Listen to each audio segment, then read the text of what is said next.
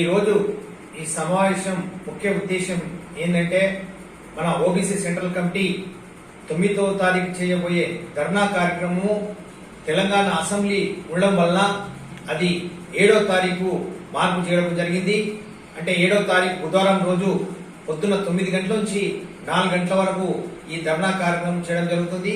ఈ శాంతియుత ధర్నా ముఖ్య ఉద్దేశం ఏంటంటే తెలంగాణ అసెంబ్లీలో ఏ విధంగానైతే డాక్టర్ బిఆర్ అంబేద్కర్ విగ్రహాన్ని ప్రతిష్ఠించారో అదేవిధంగా ఇవాళ బీసీ జనాభా ఇవాళ దేశంలో 60% ఉన్న బీసీ జనాభాలకు మహాత్మా జ్యోతిరావు ఫులే విగ్రహాన్ని కూడా ప్రతిష్ఠించాలని చెప్పేసి మా ఓబీసీ సెంట్రల్ కమిటీ చైర్పర్సన్ శ్రీమతి భాగ్యలక్ష్మి గారు 9వ తారీఖు చేయబోయే ధర్నాను 7వ తారీఖు చేయడం జరుగుతుంది. కాబట్టి ఆ ధర్నాకు ఇవాళ తెలంగాణ రాష్ట్రంలో ఉన్న కుల సంఘాలు, ఉద్యోగ సంఘాలు, విద్యార్థి సంఘాలు అందరూ హాజరై పార్టీలకు అతీతంగా దీన్ని విజయవంతం చేయాలని చెప్పేసి మా తెలంగాణ ఓబీసీ ఎంప్లాయీస్ ఫెడరేషన్ తరఫున నేను, నా యొక్క వర్కింగ్ ప్రెసిడెంట్ రామ్మూర్తి గారు, అదేవిధంగా కోశాధికారి ఇవాళ BHEL OBC employees president Ramaraj Yadav గారు, అదేవిధంగా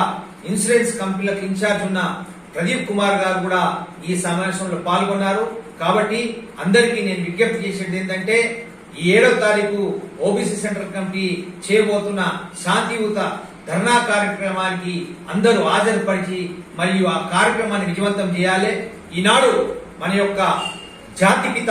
మన బడుగుల బలహీన వర్గాల కోసం పోరాడిన మహాయోధుడు మహాత్మా జ్యోతిరావు ఫులే, అదేవిధంగా మన దేశానికే మొట్టమొదటి ఉపాధ్యాయురాలు సావిత్రిబాయి ఫులే విగ్రహ ప్రతిష్టను చేపట్టాలని చెప్పేసి ఓబీసీ సెంట్రల్ కమిటీ శ్రీమతి భాగ్యలక్ష్మి గారు ఎంత దీక్ష చేస్తుందో ఆ దీక్షకు అందరం మద్దతు ఇచ్చి విజయవంతం చేసి ఇవాళ తెలంగాణ ప్రభుత్వం మొట్టమొదటిగా కొత్తగా ఏర్పడిన ప్రభుత్వం